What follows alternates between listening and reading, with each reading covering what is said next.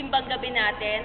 Maraming salamat po kala Andrew, kala Ate Presti, kay Kuya Nisar, kay Ate Irene, kay Cecil, kay Kuya Benny at kay Ate Benny at Kuya Arthur, kasi sila po yung nag-sponsor, nagpapamerienda sa mga batang ito.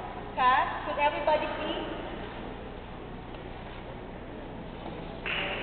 And may I take this opportunity also to thank Ate Heidi and Ate Maylene, the Andrew and my brother Cesar, who assist me in directing this.